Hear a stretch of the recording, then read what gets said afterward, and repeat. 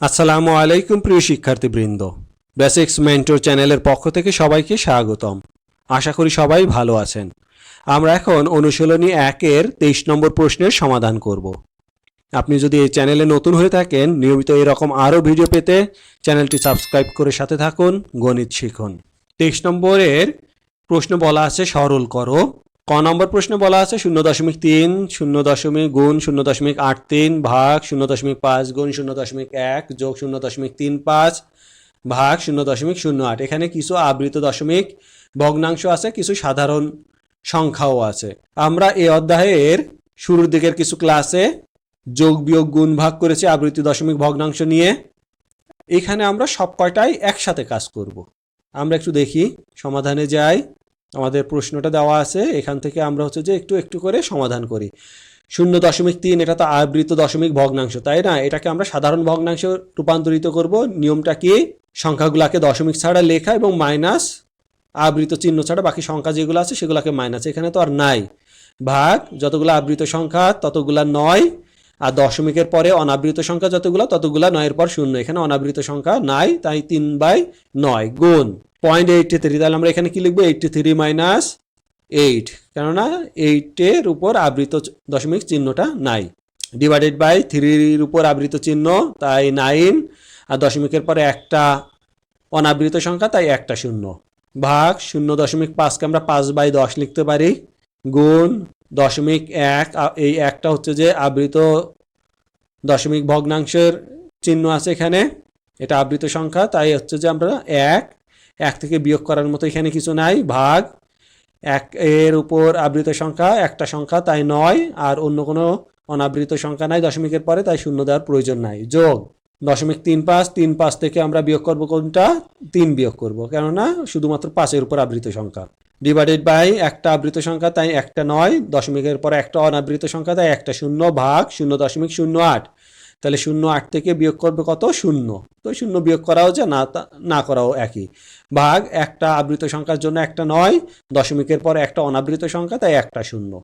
এখন এই যে যোগ বিয়োগগুলোকে আমরা একটু কি করি? 3/9 গুণ 83 থেকে 8 বাদ দিলে 75/90 ভাগ 5/10। তাহলে 5-এর সাথে 1 গুণ করলে 5, আর 10-এর সাথে 9 গুণ করলে 90। এই দুইটাকে একটা করে ফেললাম। যোগ 35 থেকে 3 বাদ দিলে 32/90 ভাগ 8 থেকে 0 পেলে 8/9।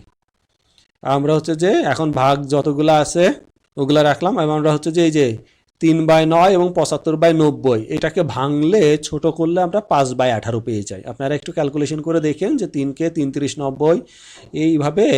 আবার এখানে যে এই দুইটাকে ভাগ করা যায়, যে 5/18 পাওয়া যাবে। ভাগ 5কে 90 দিয়ে যদি ভাগ করি, 5/18 মানে 1/18। এই যে 5 এইটাকে ছোট করলে 1/18 হয়, প্লাস 32/90 ভাগ 8/90। আর এই ভাগে চিহ্নগুলো যতগুলো আছে এই চিহ্নগুলোকে গুণ চিহ্ন দ্বারা রূপান্তরিত করব, আর গুণ চিহ্ন দ্বারা রূপান্তরিত করলে ভাগের পরে যে সংখ্যাটা আছে সংখ্যাটা উল্টে যাবে, অর্থাৎ উপরের সংখ্যাটা নিচে আসবে, নিচের সংখ্যাটা উপরে যাবে।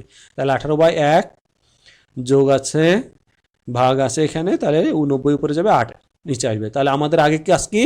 গুণ ভাগের কাজটা আগে করতে হবে, করার পর আমরা যোগ বিয়োগের কাজটা করব। তাহলে গুণ ভাগের কাজটা কি? 18 কেটে যায় এখানে, আর এখানে 90 কেটে যায়, আর 8 যে 32কে দিলে হয় 4 8 32। তাহলে আমাদের এই পাশে থাকে 5 আর এই পাশে থাকে 4, 5 আর 4 হবে 9। এটাই আমাদের অ্যান্সার। খ নাম্বার প্রশ্নে কি বলা আছে? 6.25 গুণ 0.5, এখানে আবৃত সংখ্যা নাই। ভাগ 0.5 গুণ 0.75, এখানে আবৃত চিহ্ন নাই। গুণ 8.36। যতগুলো সংখ্যা আছে শুধুমাত্র 21.3 একটা আবৃত সংখ্যা আছে। তো আমরা বাকিগুলা তো পারবো, তাই না?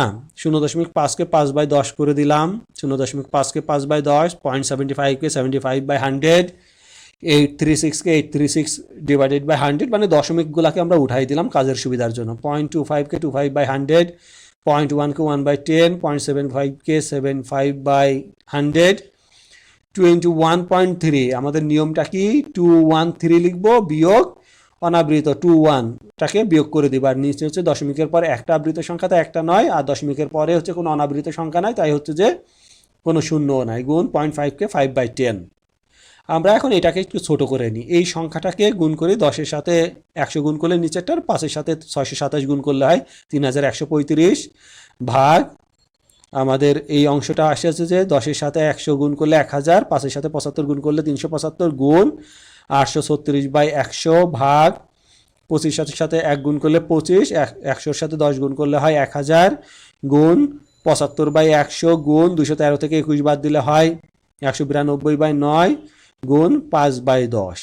আমরা আগে হচ্ছে যে first bracket, second bracket, third bracket এইভাবে আর কি কাজগুলো করতে করতে যাব। হ্যাঁ, তো 3135/1000, আর এখানে হচ্ছে যে কিছু কাটাকাটি করলে এই অংশটা একটু নিজেরা কাটাকাটি করবেন, দেখবেন যে এই অংশটাকে কাটাকাটি করলে 627/200 হয় ভাগ, আর এই অংশটাকে কাটাকাটি করলে 1/5 আসবে। এখন আমরা এই ভাগগুলাকে হচ্ছে যে একটু উল্টে দিব, ভাগ চিহ্নটাকে গুণ দিয়ে উল্টে দিলে 200 উপরে উঠে যাবে আর 627 নিচে নেমে যাবে। ভাগ 1/5 থাক, অসুবিধা নাই। আমরা হচ্ছে যে এটাকে যদি এদিক ওদিক কাটাকাটি করি তাহলে 1 পাবো, অর্থাৎ এইটার সাথে এই সংখ্যাটা এবং এটার সাথে এই সংখ্যাটা যদি গুণ করি তাহলে উপরে নিচে সমান সমান সংখ্যা হয়ে যাবে, এটা 1 হয়ে যাবে ভাগ 1/5, এবং এই ভাগটাকে আমরা গুণ করলে কি হবে 5/1, আমাদের আসবে কি 5। এটাই হচ্ছে আমাদের উত্তর। বোঝা গেল?